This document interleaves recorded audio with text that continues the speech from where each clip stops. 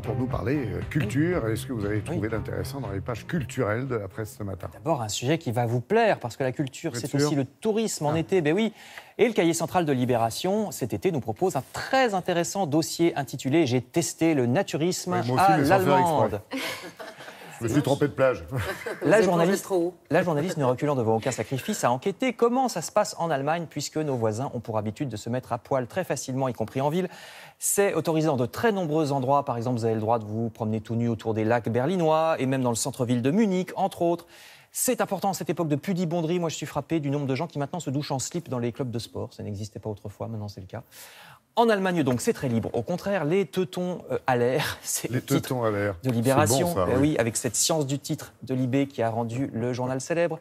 La journaliste explique qu'elle a quand même eu du mal à s'y mettre au début. Elle a commencé par le sauna, qui en Allemagne est mixte et naturiste le plus souvent, puis la piscine naturiste, et puis finalement, elle est arrivée à dépasser son appréhension. Elle a trouvé ça très agréable, d'autant plus qu'il n'y a rien de mieux pour effacer les barrières sociales, puisqu'on n'a pas les fringues pour frimer, si vous voulez. C'est ce qu'elle dit en tout cas. Non, mais il y a les tatouages, il y a le bronzage, il y a les muscles, les salles de sport, oui, la coupe de cheveux, etc. Reportage en Libération. Si vous préférez les activités plus habillées, il y en a aussi dans les journaux ce matin, par exemple en Armure et Côte de Maille avec le Parisien, puisque les enfants sont encore en vacances et qu'ils trouvent peut-être même les vacances un peu longues. Emmenez-les à Provins, Seine-et-Marne.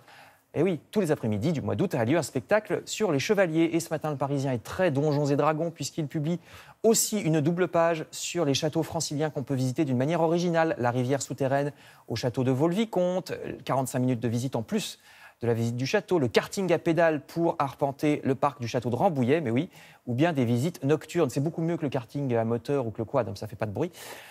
C'est demain. Bah oui. Ouais, vas-y. Non, mais c'est vrai. Ils le disent dans l'article. Oui. Et voilà, à partir de 21h aussi, vous aurez donc le château de Fontainebleau après la visite normale, en nocturne. Tout ça dans les pages locales du Parisien. Lui également était très habillé. Christian Dior, qui révolutionna la couture juste après la guerre et permis à la France de reprendre pied dans la haute couture après les destructions et l'occupation. Le Parisien, aujourd'hui en France, toujours, propose de regarder ce soir France 3, 23h40 ou en replay le lendemain sur Internet, parce que c'est un peu tard. Je vous rappelle donc qu'il y a le site internet qui marche très bien. C'est une émission de Frédéric Mitterrand en 2 épisodes sur Christian Dior. Toujours dans le domaine des arts, l'Humanité vous signale jusqu'au 14 octobre à Marseille le sculpteur Claude Lévesque qui expose dans différents endroits de la ville. Ici, c'est dans la chapelle de la Vieille Charité à Marseille donc. Et je termine avec un peu de culture numérique.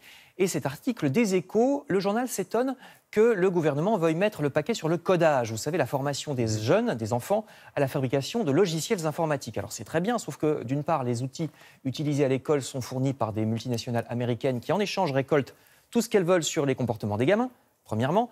Et en plus, est-ce que ce faisant, on n'oublie pas le principal, c'est-à-dire le décodage?